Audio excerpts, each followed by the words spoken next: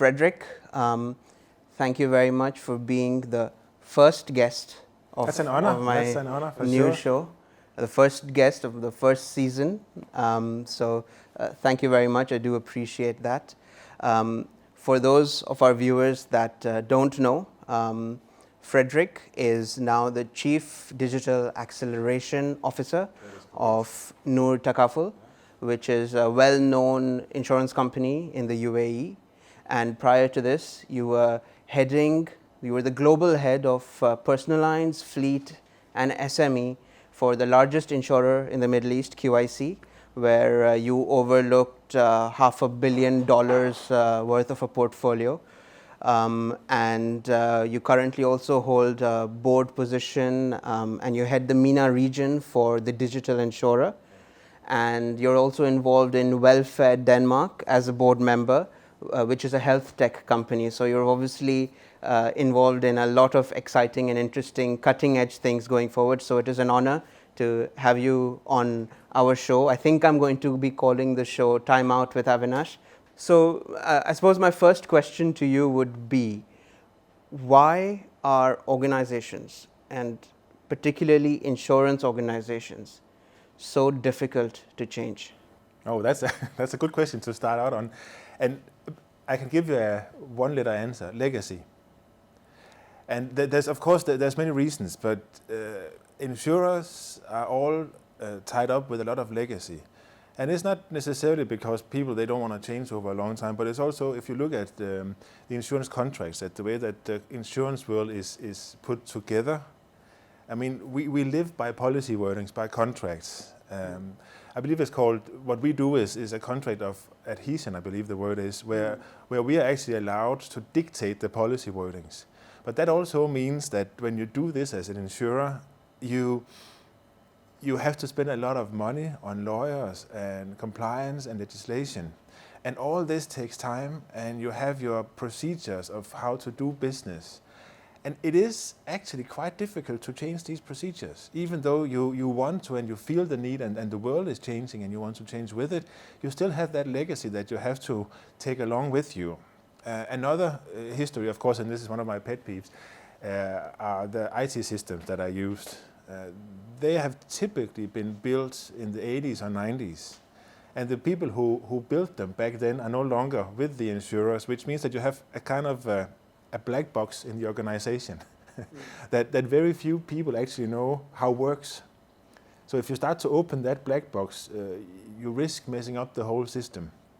So what's the solution? If the key element, that is the baggage of legacy, is removed, and if there is a greenfield startup of an insurance company, is that the solution?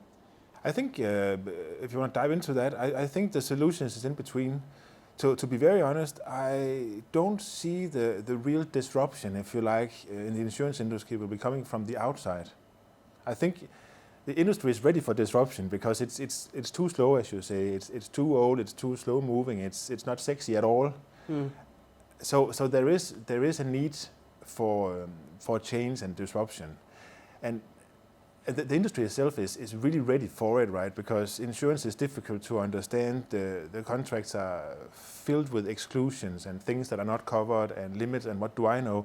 So that calls for disruption, right? A simple, explainable solution like Lemonade, which is just, they also just front an insurer, by the way. But so I think we won't see disruption coming from the outside because you still have to have the whole legacy system. Obviously, you can put a lot of money in the bank as security, but you still need the legacy systems. You still need to understand how the policy wordings work, how the whole legal system works.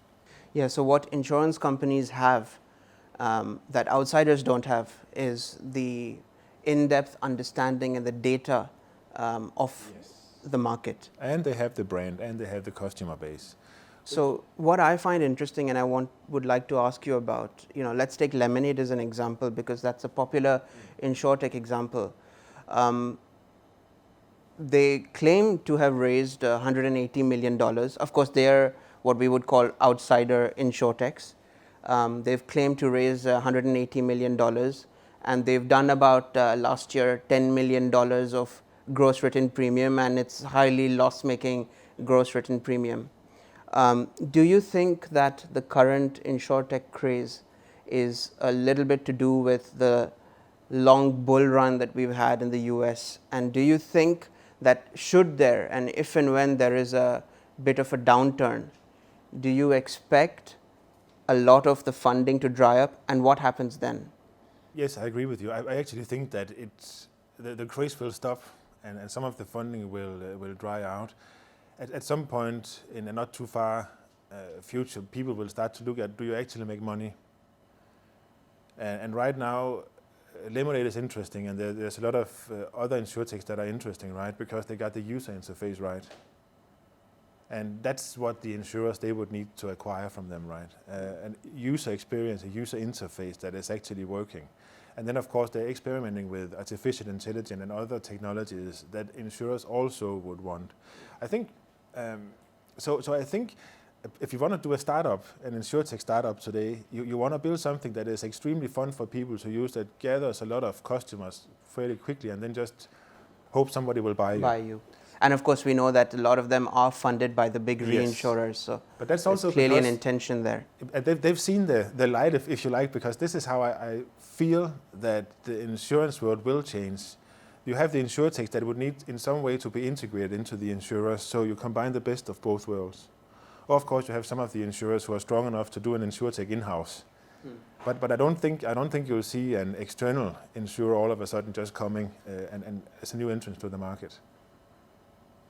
Apart from Amazon, Google. Well, they've tried, right? It didn't quite pan out yet, but they might have a phase 2, I'm sure. Yeah, they will get it right at some point, right? They know everything about us, right? So obviously, your role at QIC is very well documented through your videos, and you know, especially the last one, which I really felt for, where you kind of spoke about the journey. And when you think about it, the kind of transformation that you went through for an insurance company of that size was huge. And each year you covered a different milestone, which is fantastic. Now, in your new role as Chief Digital Acceleration Officer, knowing what you now know about the insurance industry, how would you do things differently? Wait and see. No, it's a good question, obviously, and I think my greatest learning is that this time I will make a bigger effort in getting the teams involved from day one. What I did in QIC, if I want to redo some of the things, I would have involved the key stakeholders earlier in the process than I did, to be honest, which I've already started at Noor now, of course. Because this is, especially for Noor, because this is a company-wide transformation. So basically each and every unit has to be involved, and they have to feel that this is a very great idea, and they have to feel that whatever I'm doing is simply because we need to enable them to do the business better. And that's probably the first thing. And the second thing that is really important is to make sure that not getting the IT systems right, but the IT architecture right. Because this is going to be your future building blocks, the IT architecture. The foundation. Yeah, so it's not, I've learned, it's not so much whether it says IBM or Adobe or whatever it says on the package that you're using, but it's much more the philosophy, the architecture that you actually choose to build your future on. How do you get the buy-in of all of the stakeholders? Because obviously, and actually you spoke about this in one of your videos, it's not them who are proposing it. No. It's you who are proposing the ideas, or you might brainstorm together and come up with these ideas. There are a couple of challenges. The reason stakeholders, or let's call it employees, are relatively resistant to change is because in the day-to-day business, we have short-term pressures, and what you're talking about is short-term pain and long-term gain. Yep.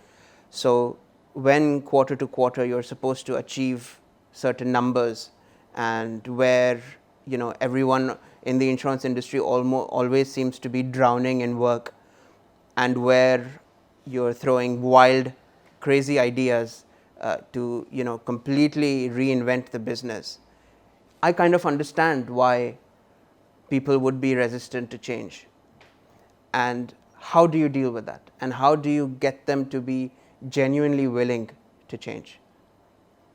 You left out a very important factor, the human factor.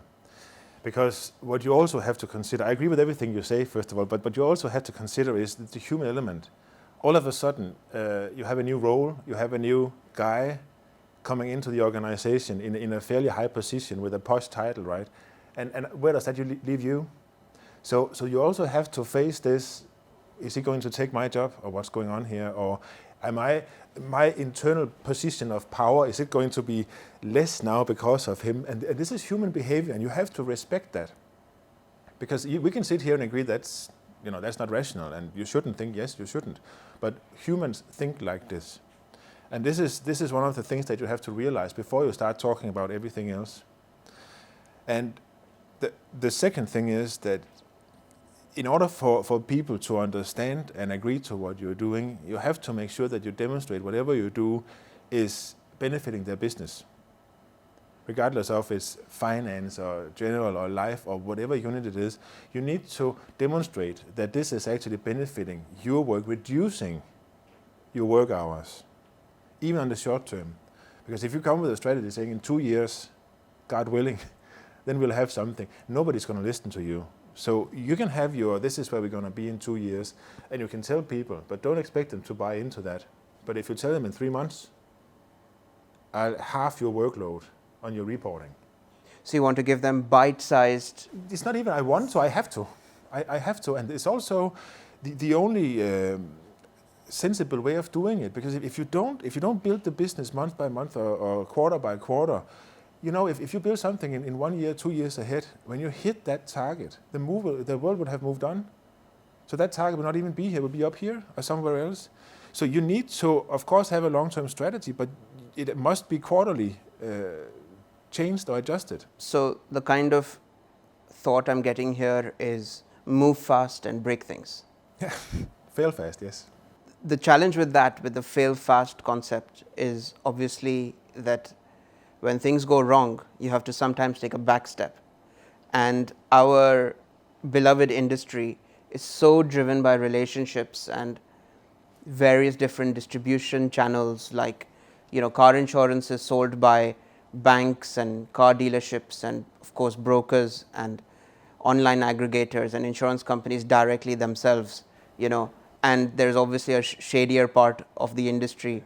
Of course, at the RTA, at the road traffic authorities, you can also purchase insurance. So there's so many different ways of purchasing car insurance. And let's say, you bring in a change which ultimately is good for the customer, but upsets one or more distribution channels. And then, of course, we want to try and get things done fast, so we want to fail fast. How do you go from there? I mean, does our industry allow us to fail? So I guess the question is, how do you move forward fast without upsetting too many of your partners? I think the key word is in the word itself, partners. Of course, when we do things, we typically use scenario building, saying we have these 3 or 4 scenarios with pros and cons, and what are the risks and how the mitigations of these risks. But it's also a question of finding the right partners, right? Where we actually go up and as honest as we can say, this is where we want to go and this is our future. You want to be part of it? And if yes, then the fail fast strategy is going to be a shared strategy, right? So the ones who know me, they know that I firmly believe in win-win situations. I don't want to do business with anybody where I don't see both parties are winning, or even triple wins, right, if you count in our customers. So it's so important for me, no matter what happens, everybody in a partnership should feel that this is good for us. Otherwise, at some point, it'll get tiresome and people, they will leave or get mad, and then we have the issues. But I think if when you're capable of putting together concepts, ideas, where everybody can see a benefit, and one of the biggest things that I feel we all have to think about in the future is that there are 2 ways, right? You can have a large share of a small pie or you can have a smaller share of a larger pie. And this is a strategic decision, right? Does that mean that you have to choose the distribution channels or partners and work with a fewer, or does that mean something different? Honestly, yes, I think so. I think going forward, I think because of the way the businesses are evolving, I think you'll have to take partners in and become much closer with them and accept that you cannot be everything for everybody. You need to take a strategic standpoint and say, this is what we want to do, and then believe in it. And of course, you have to do your homework before you do anything like this. But I see the future of much stronger partnerships, and as you say, maybe even fewer. And that leads me nicely into my next question.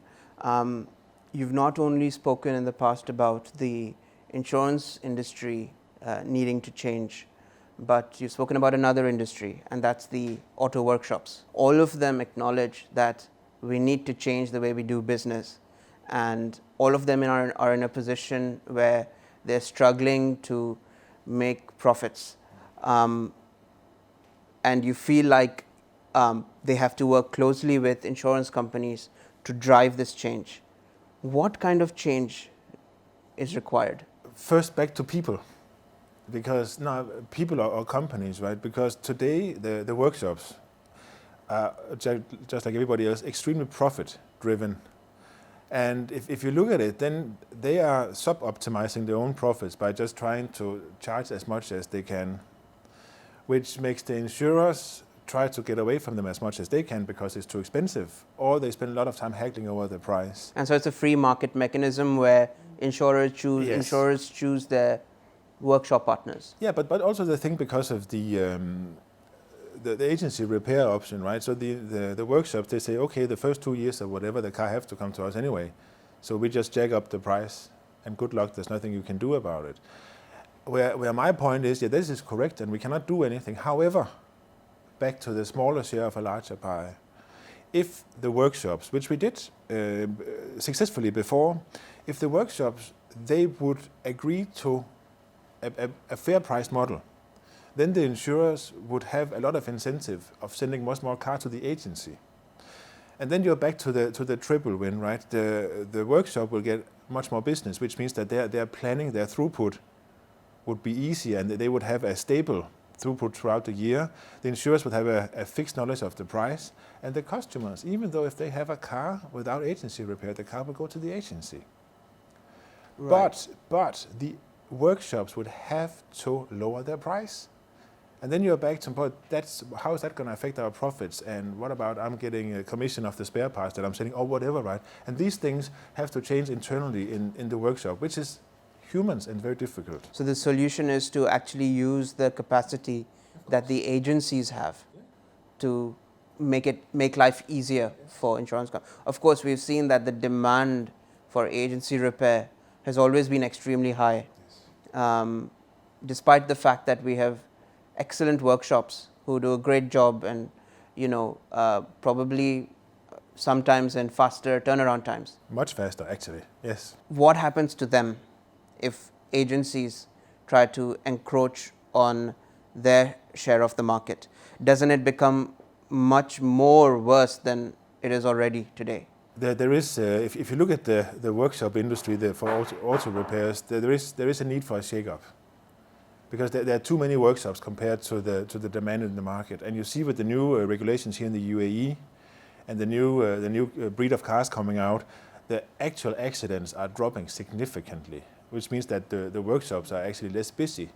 So there is a need for a shake-up. I believe you probably in the future will have, obviously, the agencies. You'll have a series of specialized grade A workshops, if you like, which are directly comparable or even better than the agencies. And then you'll have the grade B, which will take maybe older vehicles for repair, but the rest will disappear. So too many operators is a problem in another industry as well, which is in our, again, beloved insurance industry. Talking about Takaful, and now you're in a Takaful company, we have, I don't know, maybe 10 Takaful players just in the UAE alone. 16, I think. 16 that's players right, yeah. in the Takaful industry alone. Takaful, for those of our viewers that don't know, is well, as Noor Takaful puts it, ethical insurance, but it's an Islamic form of insurance which complies with Sharia principles. We have seen that the concept of takaful, though the concept being, very good fundamentally, the takaful companies, with a few, barring a few exceptions, have struggled to perform, and get into the mainstream in the way that the conventional insurers do. What do you think can be done in the takaful industry from a disruption and digital innovation perspective that will really show us a takaful company that is competing with all of our mega or market share holding, local and international companies? I don't think it's going to be different from anything else.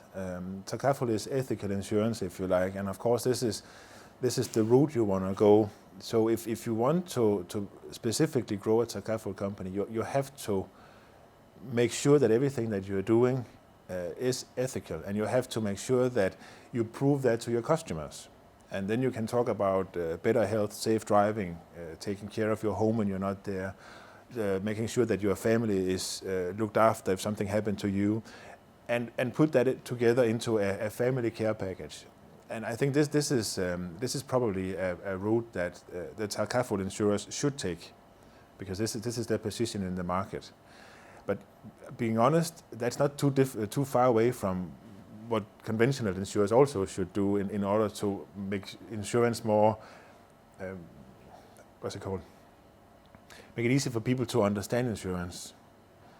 So I don't see that big of a difference, because for the customer like you and me, the difference is the same, right? You buy a product to make sure that your family or your valuables are looked after if something happens to them, right? So Frederik, I think I've always found it interesting that you've been a man of ideas and innovation and change and disruption, which are typically buzzwords that entrepreneurs and startups use. But you've traditionally, you've always been a large corporate operator. So why this way? And do you ever feel like, oh, this is too many legacy problems and I should just start up something myself? Back in the days, I've done quite a few startups myself, but that's a long time ago in the digital area. I did a marketing automation software company just before 2000, so it's a long time ago. And while it's fun and you can do anything overnight, the thing is you never get the scalability, or unless you have to wait or be acquired or it takes some time. Right here you have the best of two worlds, because you can do some things new, but at the same time you can see the impact of a whole organization, and this is actually what I really find motivates me. Because even though it's smaller increments, which it has to be because you're working with a large organization, but you see the effect all over the place. And I like that. I like to see people seeing the light. When I come and do my sing and dance and talk, I can see people in their eyes are like, okay, maybe he'll leave soon again so nothing happens, right? But once they see that the things that we're talking about, they start to have an effect in their everyday lives. If you see how people turn around and start to get motivated and buy into what you said back then, that is fantastic. To see people grow with the processes, with the digitization, for me that is worth everything. Yeah, given insurance companies are already very well staffed and are already large companies, the scope of what you can get done in a shorter amount of time is much more significant than you on your own, and so you can bring change to an industry a lot faster. And also, without saying anything about anybody, but traditionally, back to the legacy, most employees in the insurers are not completely up to speed with the new digitization opportunities. And when you do this internally and you actually bring them up to speed through training, showing them the way, telling them, educating, they grow as humans. which means that you had a resource which were this good, and all of a sudden your resources is coming up here. So the internal value of your people is growing significantly also, and for me it's everything. 5 years from now, what do you think is happening here in the UAE industry, UAE insurance industry? I think we'll see some kind of consolidation, because we are too many insurers. I think we will see the entrance of one or two more significantly big aggregators in the market, significantly big, Policy besides one of them. I think when they decide to turn off the marketing, we'll see a change in the market. I hope to see, but I'm not sure actually, but I hope to see that the vendors, the workshops, the medical providers also have some kind of consolidation through digitization. We actually start to talk together through IT. I think that is what we'll see. I think the predictions about autonomous driving and all these things will be later. Do you think insurance will be bought differently to today? In 5 years, I think they will. But I probably also think that most of the insurance packages will be sold through partners. So through the banks or aggregators or brokers who's back to this, who's offering a full package instead of just a single product. I think we will walk towards much more bundling of products than what we see today. Right, Frederik. So thank you very much for your time once again. It's been a pleasure Likewise. Catching up with you, and I hope to see you back in season 2 as well. For sure, you can count on that. Great. Thank you. Thank you very much.